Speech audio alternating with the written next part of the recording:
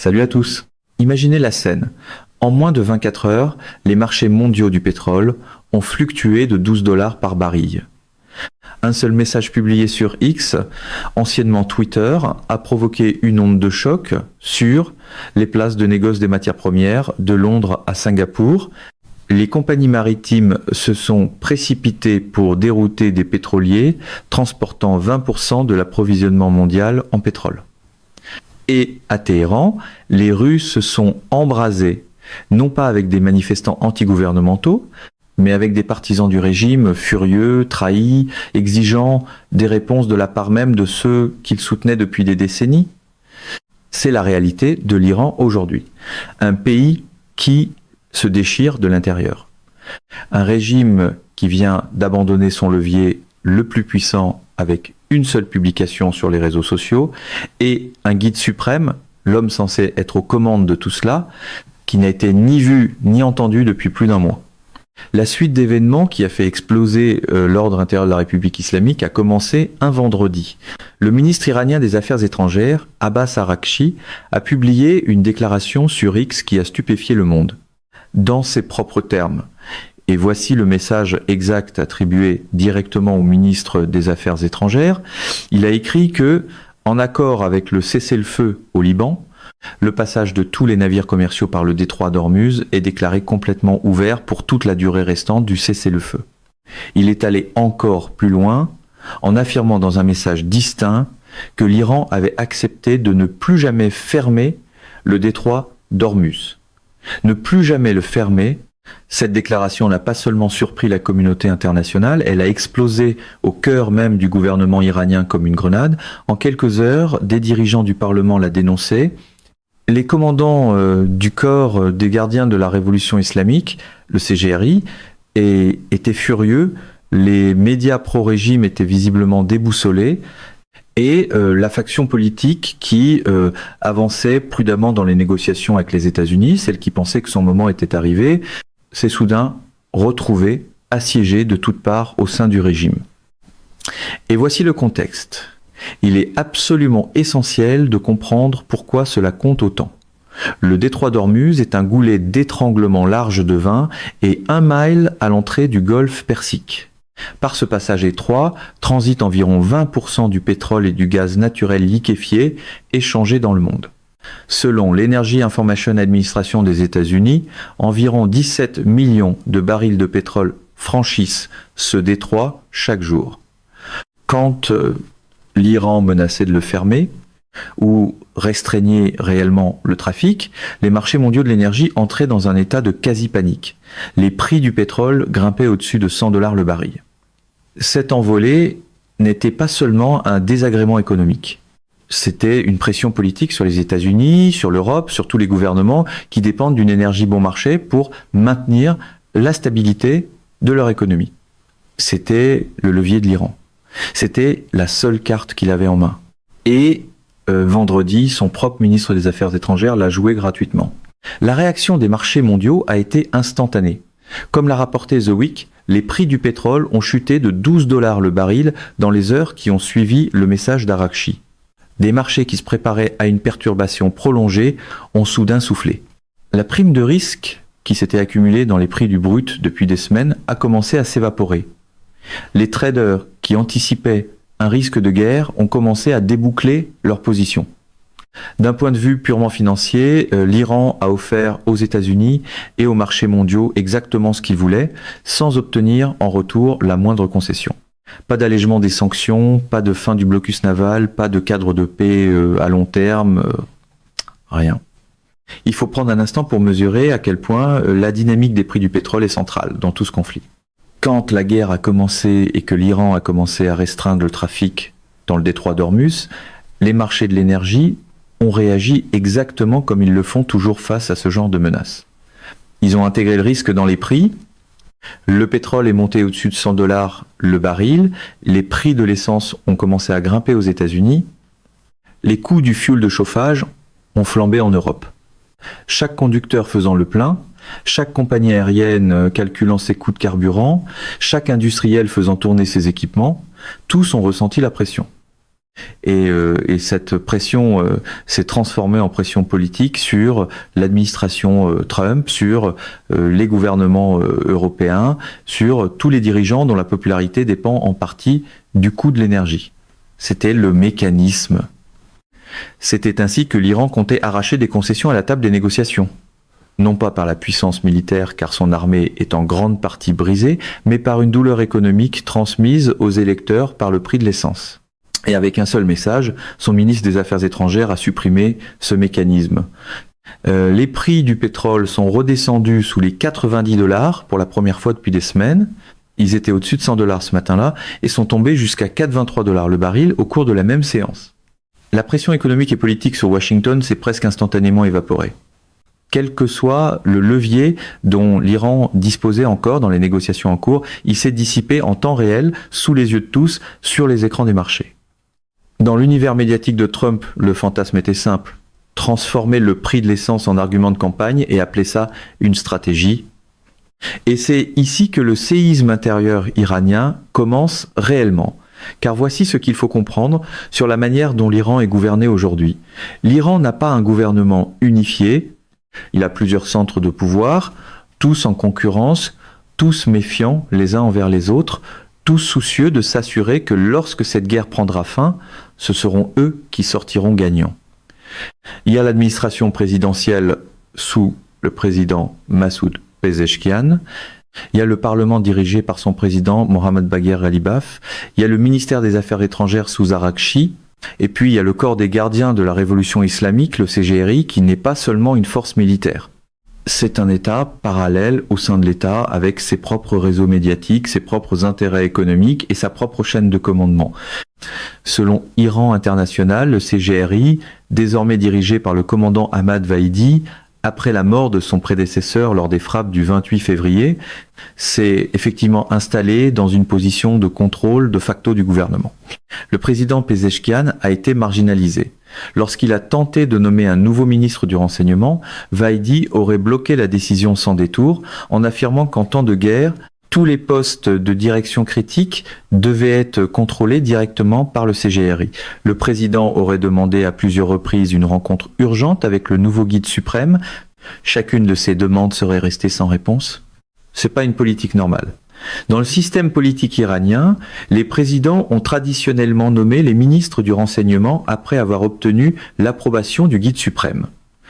Le guide suprême détient l'autorité ultime sur les portefeuilles sécuritaires les plus importants, mais avec un guide suprême dont l'État et le lieu de résidence demeurent flous, le CGRI a simplement rempli ce vide. Il a mis en place ce qu'Iran International décrit comme un strict cordon de sécurité autour de Mojtaba Khamenei, restreignant l'accès aux rapports gouvernementaux et bloquant la communication entre le guide suprême et la direction politique, y compris le président lui-même.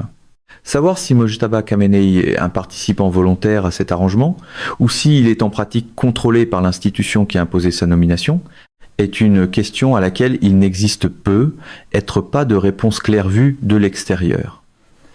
Le Souphane Center, dans son analyse de la transition à la tête du pays, a noté que le pouvoir s'est visiblement déplacé des institutions politiques vers des acteurs sécuritaires enracinés, issus des gardiens de la Révolution. En pratique, un conseil militaire composé de hauts officiers du CGRI prend désormais les décisions quotidiennes de l'État iranien. Et cela nous amène au détail le plus extraordinaire de toute cette histoire. Le nouveau guide suprême de l'Iran, Mojtaba Khamenei, le fils de l'assassiné Ali Khamenei, n'est apparu dans aucune vidéo, ne s'est pas exprimé publiquement et n'a prononcé aucune allocution audio depuis son accession à la plus haute fonction du pays. D'après les informations du Times of Israel, le CGRI a imposé sa désignation sous une pression politique énorme, le considérant comme une figure plus contrôlable que son père. 8 membres de l'Assemblée des experts auraient menacé de boycotter le vote en dénonçant de fortes pressions exercées par des commandants du CGRI. L'annonce a été retardée de plusieurs heures précisément parce que tant de figures influentes du régime s'opposaient à ce choix. Et depuis, le silence. Quelques déclarations écrites ont été publiées en son nom, mais personne ne les lit à voix haute. Pas de vidéo, pas d'audio confirmé, pas d'apparition publique vérifiée. L'État et la localisation de l'homme, qui est constitutionnellement la plus haute autorité d'Iran, restent, selon l'expression d'Iran International, flou. Il faut y réfléchir un instant. Le pays est en guerre. Ses ports sont soumis à un blocus naval. Son économie est en chute libre. Ses factions politiques s'attaquent ouvertement les unes les autres. Et le guide suprême, l'homme dont la parole est censée être finale, est pratiquement invisible. Une fois cela compris, tout le reste du chaos de la semaine écoulée devient parfaitement logique. Revenons maintenant au ministre des Affaires étrangères Araghchi et à la déclaration qui a déclenché cette nouvelle tempête. L'agence de presse étatique iranienne Tasnim News Agency, largement alignée sur le CGRI, a publié une réponse cinglante au message du ministre des Affaires étrangères, dans des termes qui n'avaient rien de diplomatique. Elle a qualifié cette déclaration de source de confusion et d'ambiguïté à l'intérieur du pays. Elle a ajouté que le passage par le détroit serait, et c'est un point important, contrôlé par le CGRI. Tout navire souhaitant transiter devrait se coordonner directement avec la marine du CGRI. C'était pas un simple désaccord éditorial. C'était le bras militaire de l'État iranien qui contredisait publiquement. Et s'il faut encore une preuve de la profondeur de la fracture, il suffit de regarder ce qui s'est passé ensuite. Le député iranien Mostafa Mohammadi a appelé à la destitution d'Araghchi à cause de ses remarques sur les réseaux sociaux selon des agences iraniennes. Mohammadi a accusé le ministre des Affaires étrangères d'avoir fait des déclarations malvenues pendant une période de guerre particulièrement sensible, ajoutant que ce n'était pas la première fois qu'Araghchi tenait ce qu'il a décrit comme des propos étranges et malvenus dans des moments critiques. Il a déclaré sans détour que, sans le prétexte de la guerre, le ministre des Affaires étrangères aurait déjà été destitué. Et puis, il y a eu l'ayatollah Mazani, ancien ministre de la Culture, qui a lui aussi lancé un avertissement public. Il a déclaré que si le Conseil suprême de sécurité nationale, la plus haute instance sécuritaire en Iran, ne réagit pas rapidement dans les moments sensibles et ne parvient pas à contrôler le récit, l'Iran subira de graves dommages dans ce qu'il a appelé la guerre psychologique et la guerre des récits. En langage clair, il disait « Nous sommes en train de perdre la guerre de la propagande et nous la perdons parce que nos propres responsables disent les mauvaises choses au mauvais moment. » Il n'a pas tort.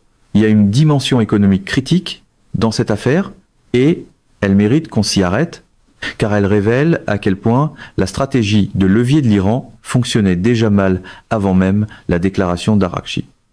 Selon Iran International, au début de la guerre, l'Iran a entrepris de contrôler le trafic dans le détroit d'Ormuz et a commencé à facturer aux pétroliers environ 2 millions de dollars pour des permis de transit. Un comité a été mis en place sous l'autorité du Conseil suprême de sécurité nationale pour gérer le processus. Les attentes au sein du régime étaient élevées. L'opération était censée générer des revenus significatifs tout en montrant que l'Iran contrôlait la voie maritime. Les résultats réels, environ 60 permis délivrés, des demandes de paiement envoyées pour seulement 8 cargaisons et le montant total effectivement encaissé, 0. Pas un seul dollar.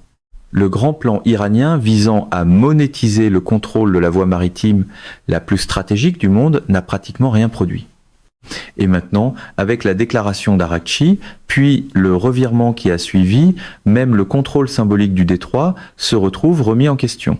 Comme l'a rapporté Fox News en citant un responsable régional du renseignement, le détroit d'Ormuz est désormais décrit comme étant sous contrôle total du CGRI et effectivement fermé. Plusieurs navires ont été contraints de faire demi-tour après ce revirement.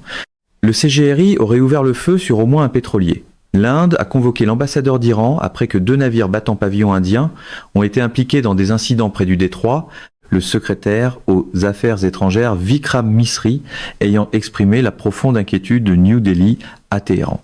Ainsi, en l'espace d'environ 24 heures, l'Iran est passé d'une déclaration affirmant que le détroit serait ouvert pour toujours, à une nouvelle fermeture, puis à des tirs contre des navires. Ce n'est pas un pays doté d'une direction stratégique cohérente, c'est un pays qui regarde sa propre structure dirigeante s'effondrer en temps réel. Parlons maintenant de l'homme qui est devenu la voix la plus bruyante contre ce chaos et de la raison pour laquelle sa crédibilité est profondément discutable. Le président du Parlement, Mohammad Bagher Ghalibaf, a répondu à la fois à la déclaration d'Araqchi et aux affirmations publiques du président Trump sur les négociations. Sa déclaration était énergique. Point par point, il a qualifié les affirmations de Trump de mensonges. Les 7, a-t-il dit, proférées en l'espace d'une heure. Il a déclaré que le blocus américain signifiait que le détroit ne resterait pas ouvert. Il a insisté sur le fait que le passage se ferait selon des itinéraires désignés, avec autorisation iranienne. Et il a livré ce qui était sans doute la phrase la plus ironique de tout cet épisode, en avertissant que le fait que le détroit soit ouvert ou fermé serait décidé sur le terrain et non sur les réseaux sociaux, alors même que c'était son propre collègue ministre des Affaires étrangères qui avait déclenché toute la crise avec une publication sur les réseaux sociaux. Mais voici pourquoi la crédibilité de Ghalibaf mérite d'être examinée de près. C'est le même homme qui, avant le dernier cycle de négociations au Pakistan, avait déclaré publiquement qu'il ne se rendrait pas à Islamabad tant qu'il n'y aurait pas d'abord un cessez-le-feu au Liban. Il n'y avait pas de cessez-le-feu. Il est allé quand même. Le cessez-le-feu est intervenu quelques jours plus tard. C'est un homme politique dont l'habitude de dire une chose puis d'en faire une autre est documentée. Son image publique repose sur la projection de la fermeté et de la discipline, celle du négociateur dur, de l'homme qui ne cille pas. Mais ses antécédents réels révèlent un schéma fait de lignes rouges, proclamées puis discrètement franchies sans publicité. Donc lorsqu'il affirme aujourd'hui que le détroit est fermement sous contrôle iranien et qu'aucune concession n'a été faite, il y a lieu de se demander si cette déclaration reflète la réalité ou si elle reflète la pression politique interne qui s'exerce sur lui pour paraître fort après une contradiction publique humiliante. Et le contexte de sa contre-attaque compte lui aussi. Il ne répondait pas seulement à la déclaration d'Araqchi. Il répondait aussi directement au président Trump qui avait affirmé publiquement que l'Iran avait accepté toutes ses exigences, y compris l'autorisation donnée aux États-Unis d'inspecter ses installations nucléaires restantes. Le ministère iranien des Affaires étrangères a qualifié cette affirmation de fausse et sans fondement. Le bureau du président Pezeshkian a maintenu que la position de l'Iran n'avait changé en rien. Et Ghalibaf a rejeté comme mensonge pur et simple les 7 affirmations de Trump. Le problème, c'est que lorsque chaque faction de votre propre gouvernement publie des déclarations contradictoires dans un intervalle de 48 heures, votre démenti global des affirmations de l'autre camp perd très vite toute crédibilité. Les observateurs ne choisissent pas entre la version de Trump et celle de Ghalibaf. Ils regardent un régime se disputer avec lui-même et tirent leurs propres conclusions. Dans l'univers de communication de Trump, cette affirmation en 1 heure semble apparemment passer pour de la discipline de message. Il existe un autre niveau dans cette histoire qu'il faut aborder, car il relie le chaos intérieur iranien à un individu bien précis vivant à Glendale, en Californie. Tout au long de cette guerre, analystes et observateurs ont remarqué quelque chose d'inhabituel à propos du compte officiel X de Ghalibaf. L'anglais utilisé dans les publications n'était pas seulement fluide. Il était sophistiqué, il révélait une compréhension de la psychologie culturelle américaine, des sous-cultures d'Internet et de ce qu'on pourrait appeler les codes de communication de la génération Z. Le genre d'anglais et le genre de choix de communication qu'il serait extrêmement peu probable de voir produit spontanément par quelqu'un profondément intégré à l'appareil gouvernemental iranien. Iranian Wire a mené une enquête. Et d'après ses conclusions, l'homme soupçonné de gérer ce compte s'appelle Mazon Zamanati. Il vit à Glendale, en Californie. Il vient d'une famille liée aux élites de la République islamique. Son passé dans des réseaux médiatiques pro-régime est documenté, et selon cette enquête, il a déjà été conseiller personnel de Ghalibaf en 2003, et il semble qu'il soit peu être revenu à ce rôle pendant la guerre. Il faut maintenant mesurer l'ironie profonde de la situation. Voici quelqu'un qui aimerait suffisamment la République islamique pour mener des opérations d'influence en sa faveur, qui veut protéger un régime ayant passé des décennies à brutaliser 92 millions d'Iraniens, qui façonne des messages destinés à soustraire le système à toute reddition de comptes, et qui fait tout cela depuis le confort de Glendale, en Californie, à l'intérieur même du pays que la République islamique désigne officiellement comme le grand Satan. Il n'est pas seul dans cette hypocrisie. Les enfants et petits-enfants des élites du Parti communiste chinois étudient dans des universités occidentales. Les familles des oligarques russes vivent dans des demeures à Londres et à Dubaï. Les héritiers de l'élite révolutionnaire iranienne possèdent des passeports étrangers et entretiennent des appartements de Los Angeles à Toronto. Ils sont prêts à prolonger la durée de vie de systèmes oppressifs, à condition de ne jamais avoir à vivre eux-mêmes à l'intérieur. Et ce schéma dit quelque chose d'important sur la vraie nature de ces régimes. Ceux qui sont le plus déterminés à les préserver sont aussi ceux qui sont le plus déterminés à se tenir à l'abri de leur emprise. Prenons maintenant un peu de recul et regardons le tableau d'ensemble. Car ce qui se passe à l'intérieur de l'Iran n'est pas seulement un drame politique intérieur. Cela a des conséquences profondes sur la trajectoire de ce conflit et sur l'économie mondiale. La guerre elle-même a commencé le 28 février selon les informations d'Al Jazeera et a fait plus de 3000 morts. Les frappes américano-israéliennes ont visé les installations nucléaires iraniennes, le président Trump affirmant publiquement que ces installations avaient été retardées de plusieurs mois et faisaient l'objet d'une surveillance satellitaire intense. L'Iran a riposté par des frappes contre des bases américaines dans la région. Des négociations ont été tentées au Pakistan et devaient se poursuivre à Vienne. Chaque cycle de discussion a produit des contradictions, des reculs et des attentes déçues. Le problème fondamental est le suivant. Les États-Unis négocient avec un régime qui ne dispose pas d'une chaîne de commandement unifiée. Quand Araqchi prend un engagement, le CGRI peut simplement l'annuler et c'est exactement ce qu'il a fait. Quand Ghalibaf affirme que le détroit restera fermé, les compagnies maritimes ne savent pas s'il faut le croire lui ou le ministre des Affaires étrangères. Quand le nouveau guide suprême publie une déclaration écrite, il n'existe aucun moyen de vérifier de manière indépendante qu'elle vient réellement de lui. Sur le plan militaire, comme cela a été largement exposé dans les analyses tout au long de ce conflit, l'Iran n'a presque plus de capacité militaire conventionnelle après les frappes. Les forces aériennes et les infrastructures de missiles qui ont survécu sont sévèrement dégradées. Le principal levier qui reste au CGRI est sa capacité à utiliser des SM de drones et des moyens navals pour perturber la navigation dans le détroit d'Ormuz. C'est tout. C'est l'intégralité de la menace militaire restante. Et même ce levier a maintenant été compromis par l'annonce du ministre des Affaires étrangères. Le revirement chaotique qui a suivi ne fait qu'aggraver la perte de crédibilité. Comme l'a rapporté l'International Crisis Group, Trump a clarifié sa position dans une déclaration publique. Il envisagerait un cessez-le-feu lorsque le détroit d'Ormuz sera ouvert, libre et dégagé. Le porte-parole du Parlement iranien, Ebrahim Rezaï, a déclaré que l'Iran n'accepterait pas de prolonger un cessez-le-feu si celui-ci n'inclut pas le contrôle iranien du détroit.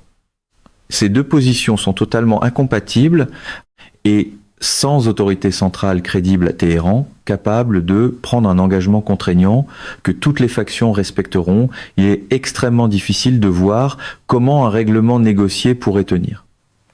La pression économique sur l'Iran est sévère et continue de s'aggraver. Le blocus naval des ports iraniens est toujours en cours. Le rial iranien a continué à perdre de la valeur. Les recettes pétrolières, dont le régime dépend à la fois pour ses dépenses militaires et pour les subventions destinées à préserver la stabilité intérieure, ont été fortement réduites. La tentative iranienne de tirer des revenus des permis de transit dans Ormuz, le plan censé transformer ce goulet d'étranglement en vache à lait, n'a, comme cela a été souligné, pratiquement rien produit. Et pourtant, à l'intérieur de l'Iran, le récit public poussé par les médias alignés sur le régime est celui de la résistance, de la défiance et d'une victoire finale. L'effort de propagande est bien réel, il est sophistiqué dans sa manière de cibler les publics occidentaux et en particulier américains. Mais comme l'a lui-même admis l'ayatollah Mazani, l'Iran est en train de perdre la guerre de l'information. Les contradictions sont trop flagrantes. Les erreurs contre son propre camp, comme le message du ministre des Affaires étrangères, sont trop destructrices. Les fractures internes sont trop visibles. Même les tentatives de propagande militaire du régime sont devenues une source de comédie noire plutôt qu'une source de crédibilité. des comptes alignés sur l'Iran ont commencé à diffuser des images prétendant qu'un bombardier furtif B-2 Spirit de 2 milliards de dollars avait été abattu au-dessus de Téhéran. La prétendue preuve montrait un B-2 complètement intact transporté dans la ville sur une remorque plate. L'absurdité sautait aux yeux de quiconque possède ne serait-ce que des bases élémentaires en physique. Un bombardier tombant de 50 000 pieds n'atterrit pas sur le sol en un seul morceau. Le Central Command américain a dû confirmer officiellement que les 4 B-2 ayant mené les frappes contre l'Iran étaient tous rentrés sans encombre à la base aérienne de Whiteman, dans le Missouri. Le régime n'est pas en train de gagner la guerre de la propagande. Il n'est pas en train de gagner la guerre économique. Il n'est pas en train de gagner la confrontation militaire. Et désormais, il n'est même plus capable de présenter un front uni dans l'arène diplomatique.